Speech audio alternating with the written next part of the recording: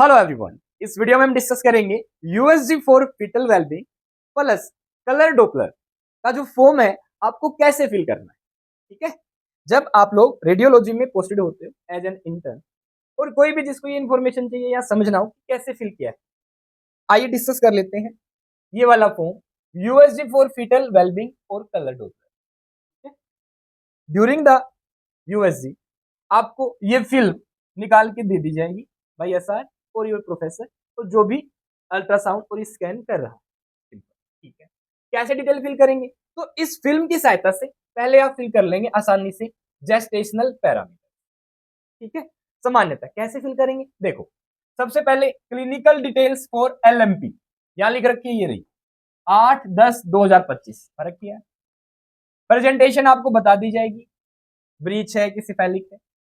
फिर आपको gestational parameter में बाई पैराइटल डायामीटर को फिल करना है, जो कि यहां लिख रखा है, ये रहा बीपीडी, ये रहा 8.62 सेंटीमीटर, यहां मिलीमीटर में फिल करेंगे 86.2 मिलीमीटर। और ये जो एज कोरस्पॉन्ड कर रहा है वो यहां लिख रखी है, ये रही 34 वीक 5 डेज भर दी हमने, 34 वीक 5 डेज। फिर हेड सर्कमफेरेंस एचसी ये दे रखी, यहाँ पे ये वाली वैल्यू लेनी है, ये आगे वाली नहीं, आगे वाली दिख रही है वैल्यू 31.34 सेंटीमीटर, मिलीमीटर में लिखेंगे 314.3 मिलीमीटर। ठीक है, 314.3 मिलीमीटर। कोरस्पॉन्ड एज लिखेंगे और कोरस्पॉन्डिंग एज ये लिख रखी 35 week 1 days. Like same abdominal circumference ये लिख रखा भी 286.1 मिलीमीटर, ये एज होगी। ठीक है, 32 वीक 4 डेज भर रखी है। फीमर लेंथ 69, ये वाला फीमर लेंथ 69 मिलीमीटर हो जाएगी, एज है 35 वीक 3 डेज। डन होगी, फिल्म को देख के भर लिया हमने। फिर वेट, इफेक्टिव वेट क्या है ये लिख रखा है यहाँ EFW 2303 ग्राम। डन है। फिर साथ में प्लस माइनस कितना हो सकता है ये लिख रखा है, ये फिल करना हो गया। ये भी प्लेसेंटा की पोजीशन क्या है वो बता देंगे आपको, उस टाइम फिल कर देंगे। हार्ट रेट आपको बता दी जाएगी, फिल कर देंगे। मैच्योरिटी बता दी जाएगी, लाइकर बता दिया जाएगा, हो गया। इस फिल्म को देख के आपको ये वाला पोर्शन फिल करना है।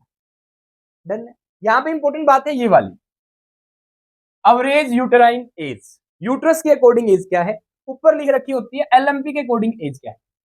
गैप है हालांकि 34 वीक्स का आ रहा है अप्रोक्सीमेट। ठीक है, पर आपके लिए प्रेफरेबल ये है gestational age, average uterine age. ठीक है, ये हम फिल करते हैं कहां पे, यहां पे कितनी है 34 वीक 3 डेज। प्लस माइनस का क्या सीन है, अगर 28 वीक से ज्यादा है तो यहां 3 भरेंगे, 28 वीक से कम है 14 वीक से ज्यादा है तो 2 भरोगे, 14 वीक से कम है तो 1 भरोगे। ठीक है, भर लोगे ऐसे। डन है।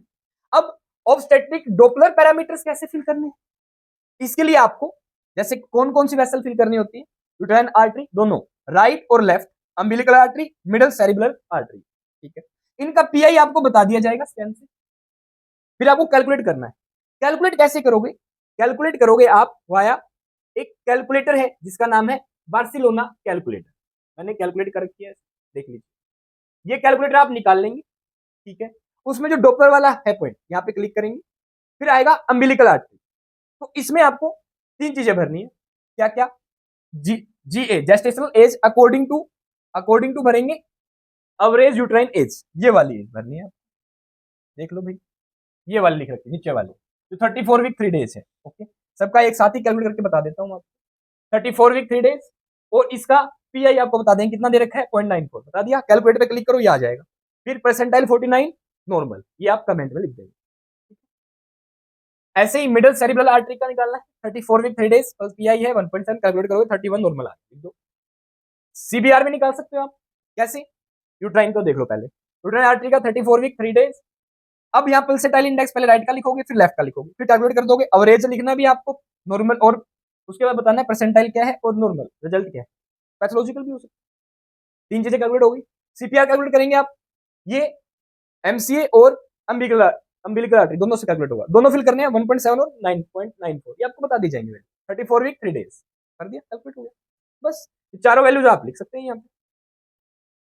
ठीक है, कैलकुलेट की तो मीन आया था इसका, राइट और लेफ्ट दोनों लिखनी होती है।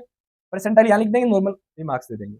अम्बिलिकल आर्टरी यही बताया जाएगा, नॉर्मल बार्सिलोना कैलकुलेटर से कैलकुलेट कर लेंगे। एमसीए ऐसे ऐसे क्या निकाल सकते हो, अलग से सीपीआर और होता है, जब पूछा जाए, जब आपको बताया जाए कि निकालना है कुछ कंडीशन में, तो आप निकाल, ठीक है। इस तरीके से आप बता देंगे, पीछे कमेंट कर दें, ये वाला भर देंगे, फिर आपका ये जो फिटल वेलबिंग और कलर डॉपलर दोनों का ये जो एक प्रकार से फॉर्म है फिल हो जाता है, जो कि इंटर्न की ड्यूटी रहती है, ठीक है। और उम्मीद है आपको भी समझ में आ गया होगा, ये साइन की डॉक्यूमेंटेशन वो अपने आप कंप्लीट कर देंगे, ठीक है। तो अच्छे तरीके से दिखा रखा है, देख लीजिए, ये सारे नेम लिखते हैं पेशेंट का, ये आपको जो भी भैया वहाँ पे अटेंडेंट है वो भर देंगे, ठीक है। एलएमपी आपको भरना है, टवीन्स का केस आ जाए तो दोनों चीजें भरनी होती है, टवीन ए टवीन बी के हिसाब से, डन है। बीपीडी भर देंगे आप, कोरस्पॉन्डिंग एज भर देंगे, head circumference, abdominal circumference, femur length भर देंगे, हार्ट रेट बताएंगे, वेट बताएंगे आपको, वो आप फिल्म से भर सकते हो, प्रेजेंट टाइम कहाँ है बता दी जाएगी, देख के कैसा है। उसके बाद आपसे 3 चीजें जो कि ऑब्स्टेट्रिक पैरामीटर्स में ये आपको तरीके से भरनी होगी, ठीक है। उम्मीद है आप सीख गए होंगे, दैट्स ऑल, ओके। इस तरीके से आप इस फॉर्म को फिल कर, ठीक है। होप सो अब आप आसानी से फिल कर लेंगे। USG for fetal wellbeing and colour Doppler CD.